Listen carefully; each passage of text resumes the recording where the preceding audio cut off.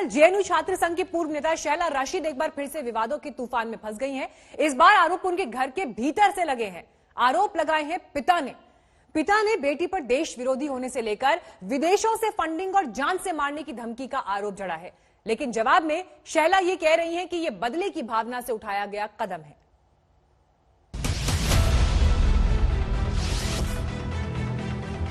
देखिए, मुझे इतना सारा पता नहीं है क्योंकि मैं नॉन पॉलिटिकल आदमी हूँ।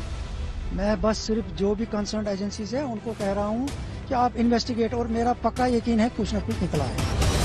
टुकड़े टुकड़े गैंग में शामिल होने का आरोप पहले से झेल रही जेएनयू छात्र संघ की पूर्व उपाध्यक्ष शैला राशिद पर इस बार बड़ा इल्जाम है, क्योंकि इस बार आरोप उनके पिता ने ही उन पर जड़ा है। शैला के पिता के मुताबिक 2017 में जेएनयू छात्र संघ की राजनीति को छोड़कर शैला कश्मीर के एंटी नेशनल मूवमेंट से जुड़ गई। सारा खेल पैसे का है। शैला को यूएस में बैठे कुछ अलगाववादी फंडिंग करते हैं। मैं कुल मिला के ये कह रहा हूँ कि फंडिंग जहाँ से भी, क्योंकि ये एनजीओज भी चलाती है, उन एनजीओज की भी इन्वेस्टिगेशन होनी चाहिए। अपने आप पता लग जाएगा कि पैसा कहाँ, और लीगल डॉक्यूमेंट्स में ये दिखा रहे कि ये बेकार है, अनएम्प्लॉयड है। तो एक अनएम्प्लॉयड कहाँ तक खर्चा कर सकता है, तो उसकी तो जांच होनी चाहिए ना। अपने आप सबको पता लग जाएगा कि फंडिंग कहाँ से आ रही है, क्यों आ रही है और किसके लिए। शैला के पिता ने बेटी पर संगीन इल्जाम जड़ते हुए 3 करोड़ के पैकेज का भी जिक्र किया, जिसे उन्होंने खुद ठुकराया था। उन्होंने मुझे बुलाया, उन्होंने मुझे 3 करोड़ का कुछ पैकेज बता दिया। हमने 3 करोड़ रुपए रखे हैं इसके लिए। शैला के आप चाहो तो आप ले सकते हैं, या मैंने रिफ्यूज किया। मैंने कहा मेरी अभी बात इस विषय पे हुई नहीं है बेटी के साथ, क्योंकि उसको 7-8 दिन के बाद आना है, तो मैं उसके साथ पहले बात करूंगा, उसके बाद ही बता। अपनी बेटी को देश विरोधी बताकर शैला के पिता ने डीजीपी को चिट्ठी भेजी है और शैला से जान का खतरा बताते हुए खुद के लिए सुरक्षा भी मांगी है। इन्होंने मुझे धमकी दे दी ना, अब के बार धमकी दे दी, इसीलिए मैं भागा जम्मू आया। आरोप के मुताबिक देश विरोधी गतिविधि में शैला ने अपने साथी, अपनी मां, अपनी बड़ी बहन और बॉडीगार्ड को भी शामिल कर रखा है। लेकिन अपने पिता के आरोपों को बेबुनियाद बताते हुए शैला ने उन पर ही गंभीर आरोप जड़ दिए। शैला ने सोशल मीडिया पर सफाई दी। हम परिवार के करीबी की मौत का मातम मना रहे हैं। इस घड़ी में मेरे पिता द्वारा मेरी मां और मेरी बहन के विरुद्ध बेबुनियाद और झूठे इल्जामों से बहुत दुखी हूं। ये हमारा पारिवारिक मामला है, लेकिन आरोप बहुत गंभीर है, इसीलिए मैं जवाब दे रही हूं। तथ्य ये है कि पिता के खिलाफ कोर्ट में मैंने, मेरी मां और मेरी बहन ने घरेलू हिंसा का केस किया था। पिता का आरोप इसी की प्रतिक्रिया है।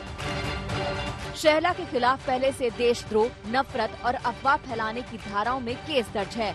अब पिता की शिकायत पर शैला के खिलाफ जांच के आदेश दिए गए हैं, यानी नए विवाद में फंस गई है शैला।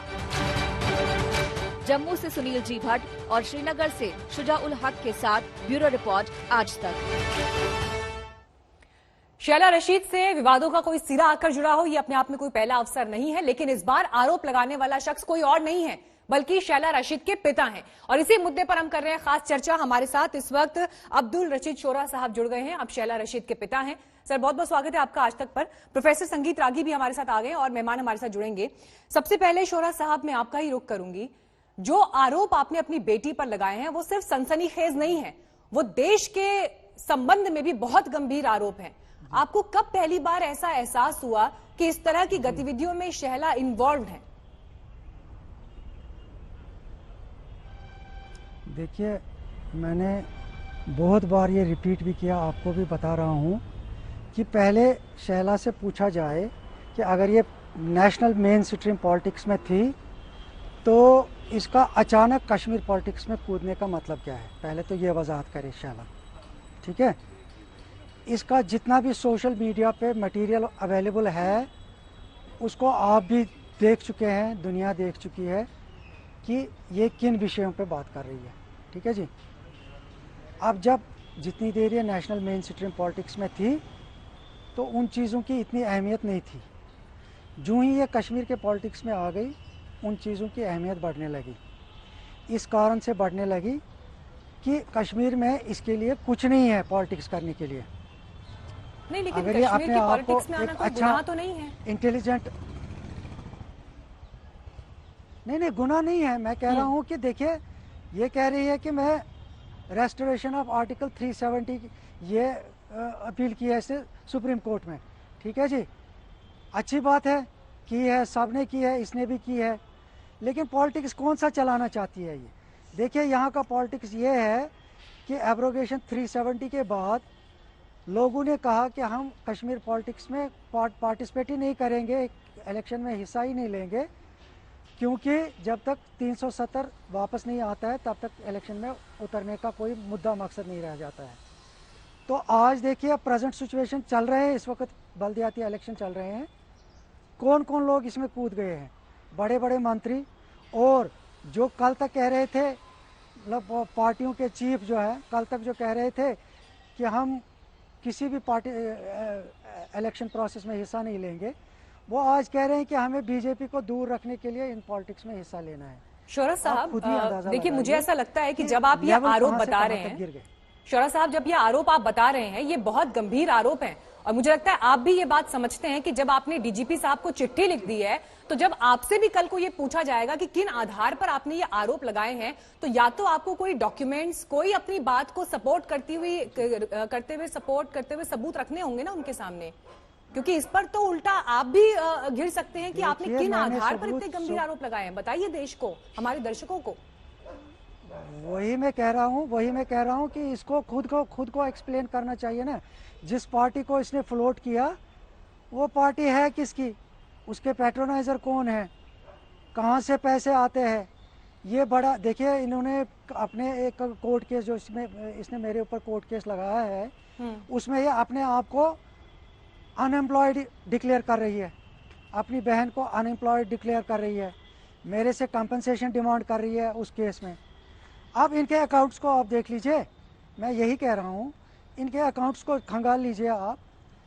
देखिए, आप कह रहे हैं कि विदेशी फंडिंग आ रही है, एक अनएम्प्लॉयड, आपने जो आरोप लगाए, आपने कहा विदेशी फंडिंग मिल रही है। देखिए ना, तो आपको क्या वैसा कोई संकेत मिला, कुछ देखा आपने इस तरह का? मेरी बात सुनिए, मैं बता रहा हूँ, इसकी पार्टी के जो पैट्रोनाइजर्स है, उनमें रशीद इंजीनियर है। आपने देखा नहीं, रशीद इंजीनियर ने एमलगेमेट नहीं किया था जम्मू कश्मीर पीपल्स मूवमेंट के साथ? किया था कि नहीं? हेलो जी बोलिए। हेलो जी सर, हम सुन पा रहे हैं आपको, बोलिए। उन्होंने एमलगेमेट नहीं किया था रशीद इंजीनियर की? जी, उन्होंने एमलगेमेट किया था, दो पार्टियों का एमलगेमेशन हो गया था। और मैं कह रहा हूं कि मेरी जब पहली मुलाकात हो गई थी शहला के आने से पहले, वो ज़हूर वटाली और रशीद इंजीनियर के साथ हो गई थी। तो आपको नहीं लग रहा है कि मैं सीधी सीधी बात कर रहा हूं, कोई घुमा फिरा के बात नहीं कर रहा हूं? अगर रशीद इंजीनियर का अलायंस फिर जेके जम्मू कश्मीर पीपल्स मूवमेंट के साथ हो गया, क्यों हो गया? अगर वो अपनी पार्टी चला रहे थे, अब जब हो गया तो आप भी थोड़ा सा इसमें ध्यान दीजिए कि कौन लोग हैं जो असल में इस पार्टी को चला रहे हैं, किन बुनियाद पे ये दोनों पार्टियां चल रही है। आप ये कह रहे हैं कि आपको जान से ऐसा खतरा कुछ है, नहीं है, आपको शैला रशीद से जान से खतरा है, आप अपनी बेटी से डर रहे हैं, ये सब आरोप आप क्यों लगा रहे हैं? बिल्कुल देखिए ना, एक पढ़ी लिखी लड़की, एक अपने आप को इतनी एडवांस्ड पॉलिटिशियन कहने वाली लड़की, देखो बाप को किस इल्ज़ाम में फंसा रही है कोर्ट में। ठीक है, आप वो केस हिस्ट्री पढ़ लीजिए और देख लीजिए क्योंकि ये एक्सट्रीम सिचुएशन तब आ जाती है जब आपके पास कोई विकल्प ही नहीं रहता है बात करने की अपने बाप के साथ। देखिए, मैं इस समय शैला रशीद के ट्वीट्स देख रही हूँ। ठीक है शौरत साहब, इस वक्त मैं शैला रशीद के ट्वीट्स देख रही हूँ, जो बयान उन्होंने अपनी तरफ से रिलीज किया आपके आरोपों के बाद, और उन्होंने बहुत गंभीर आरोप आपके ऊपर लगाए हैं। उन्होंने ये लिखा है कि आप घरेलू हिंसा में इन्वॉल्व हैं, आप पत्नी को पीटते हैं, आपने बेटियों के ऊपर अत्याचार किए। इनफैक्ट उन्होंने साल 2005 का एक मोहल्ला समिति का स्क्रीनशॉट इसमें लगाया है, और 17 नवंबर 2020 का कोर्ट का ऑर्डर वो बता रही है कि आपको तो कोर्ट ने मना किया है कि आप घर ही नहीं जा सकते। जी। तो वो ये कह रही है कि ये पारिवारिक मसला है और इसका फायदा उठाकर आप बदले की भावना से ये आरोप उनके ऊपर लगा रहे हैं। देखिए, मैं भी कोर्ट में गया, जो एलिगेशंस उन्होंने मेरे ऊपर लगाई थी, मैंने उनका सिटे ऑर्डर लाया कोर्ट से। सेकंड एडिशनल जज ने मुझे रेस्टोर किया घर में, विद एन ऑर्डर जो एसएचओ के नाम था, उसमें एसएचओ को डायरेक्शन दे दी गई थी जज की तरफ से कि इनके डैडी को बाइज्जत ग्राउंड फ्लोर में रेस्टोर किया जाए और बाकी लोगों को फर्स्ट फ्लोर में रखा जाए। बाज़ाब्ता उसमें डिमार्केट किया गया है इस लाइन को। वही ऑर्डर लेके जब मैं एसएचओ के पास गया तो एसएचओ को मैंने एज पर ऑर्डर उसको इम्प्लीमेंट करने के लिए कह दिया, जो कि उन्होंने नहीं किया। मुझे नहीं पता किस इन्फ्लुएंस के तहत उन्होंने नहीं किया। वो आगे चलकर, क्योंकि मैंने डीजी साहब को जो कंप्लेंट लिखी है उसमें एसएचओ का रोल भी मैंने हाईलाइट किया है।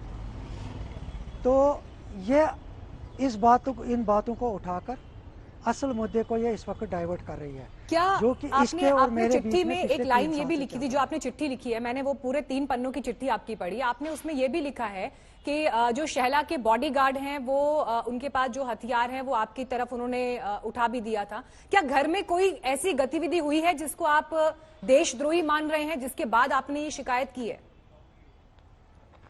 नहीं, मुझे बता दीजिए। वो बंदा आता है घर में, ये लोग कमरे में बैठते हैं गुपचुप, जहाँ ब्रॉडबैंड कनेक्शन लगा हुआ है, तो क्या बाप नीचे बैठ के चुपचाप बैठा रहे और देखता रहे ये सब चीजें? कोई पुख्ता सबूत है क्या शौरा साहब आपके आपको भी पास? सोचना चाहिए ना।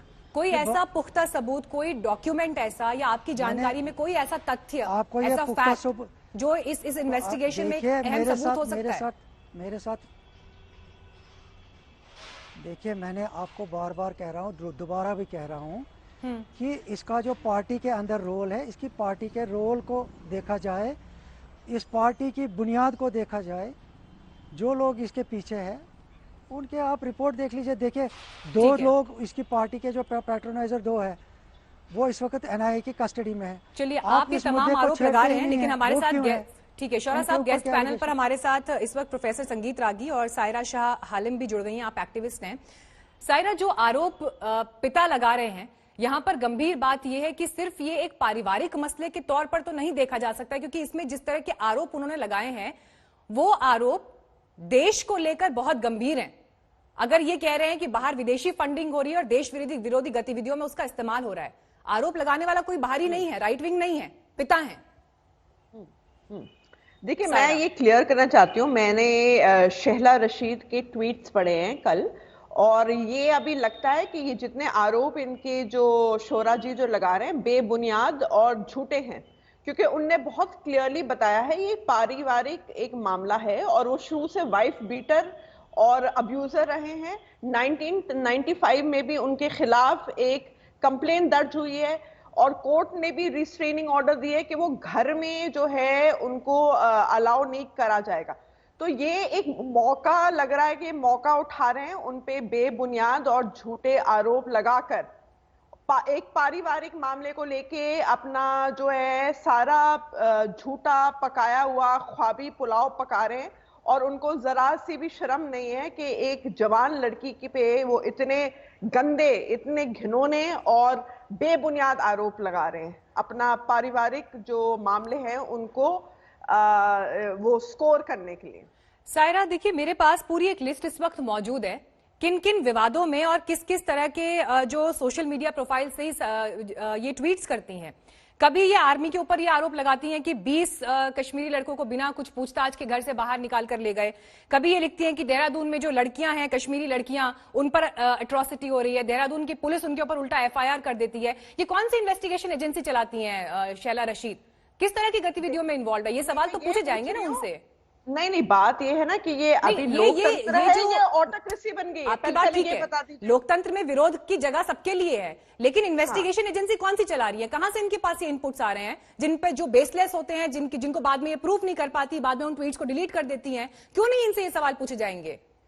देखिए, बहुत लोग हैं जो सोशल मीडिया में राइट विंग की तरफ से भी जो है बेबुनियाद और अनफाउंडेड और अनवेरिफाइड और वो सारे ब्लू टिक के वेरीफाइड हैंडल्स। तो शहला रशीद जो गलत बातें लिखती हैं उसका जवाब ये है कि बाकी लोग भी गलत बातें लिखते हैं। अगर कोई अनवेरिफाइड या अनवैलिडेटेड कुछ डाल रहा है तो वो अपोलोजाइज करके डिलीट कर ले। वेरीफाइड प्रोफाइल है इनका। ये दोनों तरफ से लोग कर रहे हैं, दोनों तरफ से लोग आप देश की सेना के ऊपर, आप देश की सेना के ऊपर आरोप लगा देंगे, आप किसी राज्य की पुलिस के ऊपर, आप पूरे सिस्टम को गलत बता देंगे, किस आधार पर?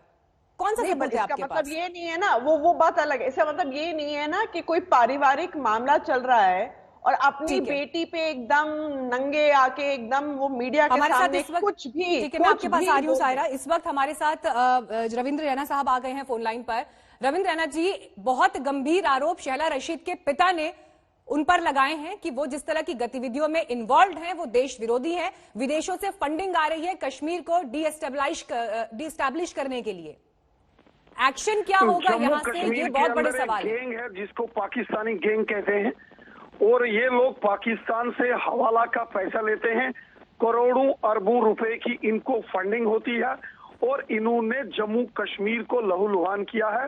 पाकिस्तान के इशारों पर नाचने वाले, चाहे हुर्रियत कॉन्फ्रेंस के लोग हों या ये जो टुकड़े टुकड़े गैंग के लोग हों, जिसमें शैला रशीद है, जहूर बटाली है, इंजीनियर रशीद है, या कुछ ऐसे भी पॉलिटिकल पार्टीज के लोग हैं। एक तरफ तो वो सक्रिय राजनीति में हैं, दूसरी तरफ पाकिस्तान से हवाला का पैसा लेकर इन लोगों ने मौत का कारोबार कश्मीर के अंदर खोल के रखा हुआ है।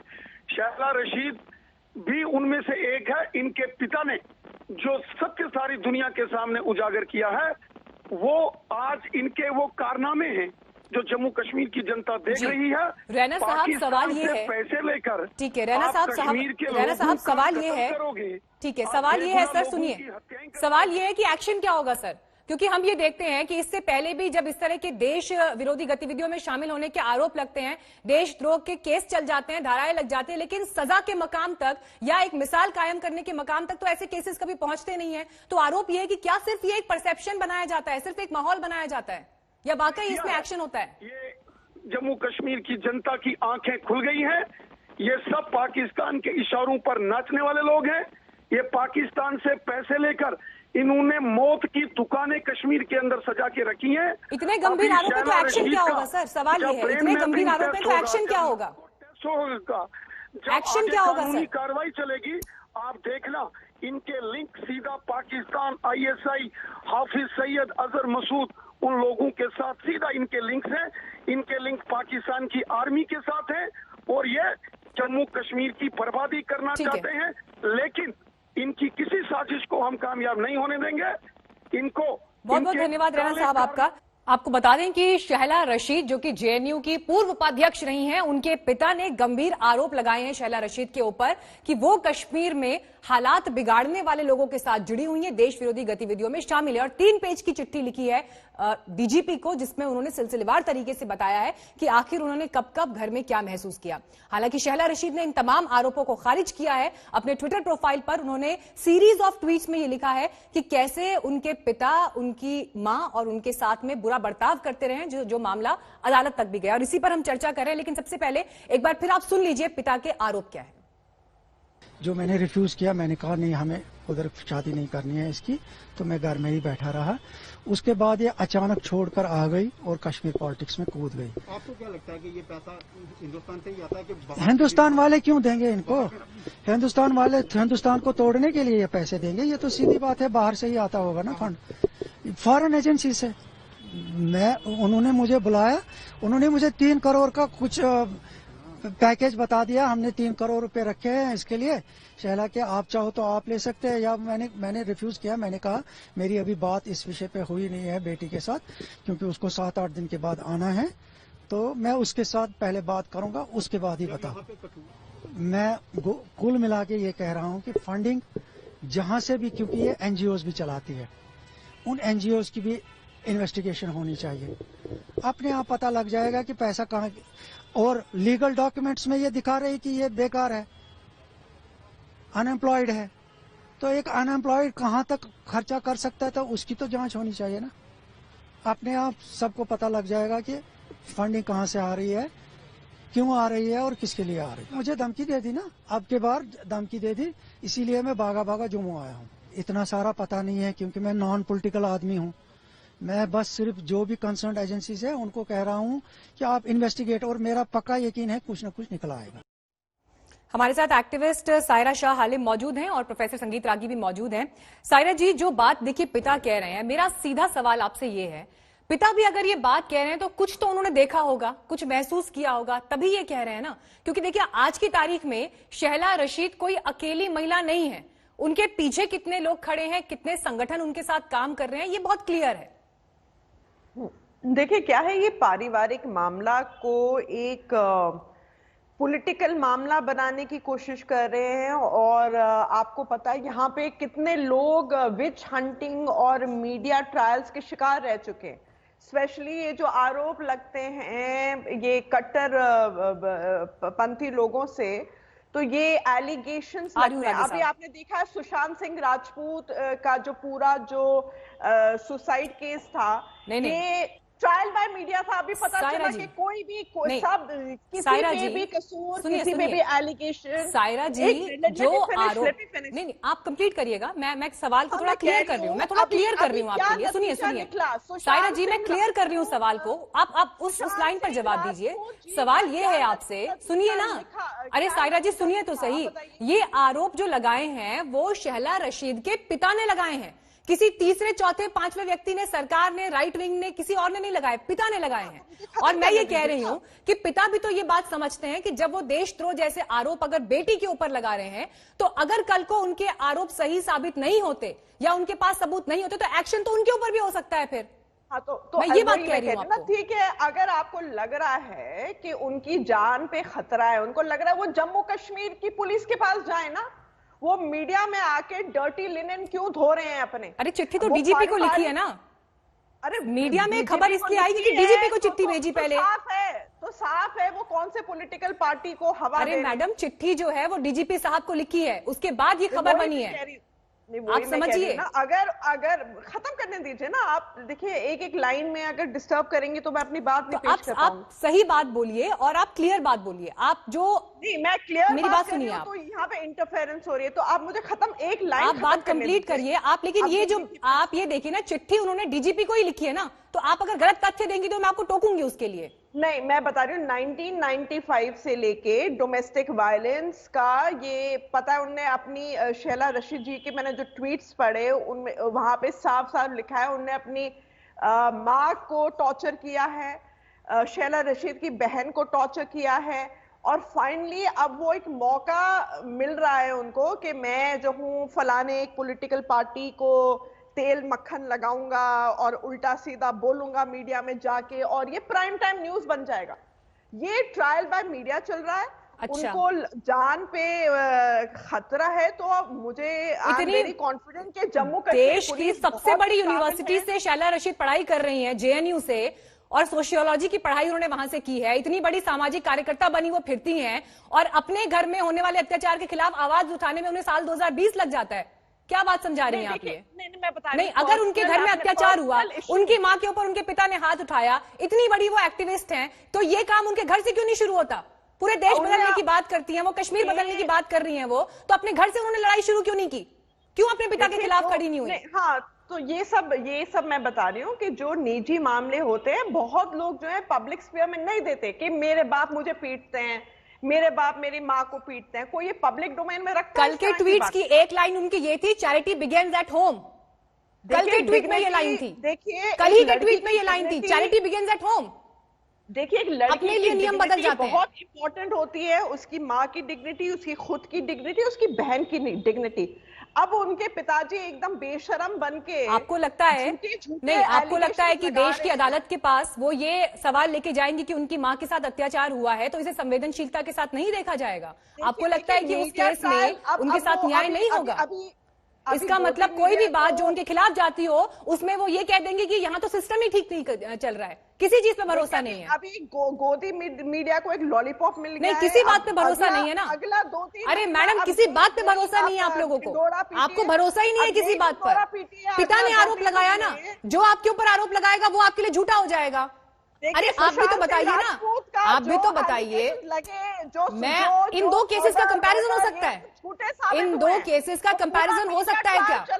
मैंने आपसे पहला सवाल ये पूछा था, कौन सी इन्वेस्टिगेशन एजेंसी शहला रशीद चलाती हैं? कौन उनको ये बताता है कि सेना ने 20 लोगों को उठाया है? किस आधार पर वो ये आरोप लगा देती हैं? सवाल नहीं पूछा जाएगा उनसे?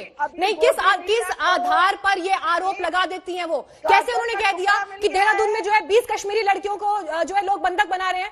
कहां से देखा उन्होंने ये? क्या वो मौजूद थी उस जगह पर? कैसे पता है उनको ये? उनको ये बताने वाला कौन है? अगर वो देश विरोधी बयान देंगी तो उनसे सवाल हम पूछेंगे। और उनके पिता ने आरोप लगाए हैं, किसी मीडिया ने ये आरोप नहीं लगाया। उनके पिता आरोप लगाने आएंगे तो उस पर सवाल पूछे जाएंगे उनसे। उनके पिता के साथ उनके जो निजी संबंध ठीक नहीं है, ये अभी पूरी दुनिया हमें ये हम निजी संबंधों पर बात नहीं कर रहे हैं। उनके पिता पैनल पर बैठे थे, मैंने उनसे पहला सवाल ये पूछा था कि उनके निजी संबंध जो हैं वो ठीक नहीं है। उनके निजी संबंधों पर हम बात नहीं कर रहे हैं। हम ये पूछ रहे हैं कि अगर पिता ने देखा है कि 3 करोड़ की फंडिंग हो रही है तो ये पैसा कहां से आ रहा है, इसकी जांच होनी चाहिए। बात ये हो रही है, लेकिन आप डिफेंड किस आधार पर कर रही हैं ये देखिए। अरे आपका कम से कम अपने गिरेबान में भी झांकना पड़ेगा ना शहला रशीद को। तो करिए। ठीक है संगीत रागी साहब, शक है देखिए जो तस्वीर यहाँ पर उभरती है, ठीक है संगीत रागी साहब, जो ये आरोप लग रहे थे कि पैसा देकर विदेशी फंडिंग के आधार पर कश्मीर की जमीन में वापस अलगाववाद की आंधी को सुलगाया जाए, जब इस तरह के केसेस सामने आते हैं तो क्यों नहीं फिर इस मामले को जोड़कर देखा जाएगा? देखिए, आपके पैनलिस्ट ने आपके किसी भी सवाल का सीधा उत्तर नहीं दिया। ले देकर के बात यह आई कि ये घर का मामला है, पारिवारिक मामला है और इसे पब्लिक में, जिसको कहते हैं पब्लिक में उजागर नहीं करना चाहिए था। ये एक बहुत गलत बात है। देखिए, डोमेस्टिक वायलेंस का मामला अपनी जगह है, उस पर सरकार या जो भी जो एजेंसी है उस पर काम करेंगी। ये मामला भी जुडिशरी में जाएगा। लेकिन आप, ये बड़ा आसान काम होता है, चूंकि पिता एक डोमेस्टिक वायलेंस में इन्वॉल्व थे, इसलिए उनके सारे आरोप खारिज कर दिए जाते हैं। यदि आप खारिज करने जाएंगे तो फिर शहला रशीद के जो पीछे के बैकग्राउंड है उनको भी जोड़ करके देखना पड़ेगा। जेएनयू के अंदर भारत विरोधी नारे का नेतृत्व उन्होंने किया।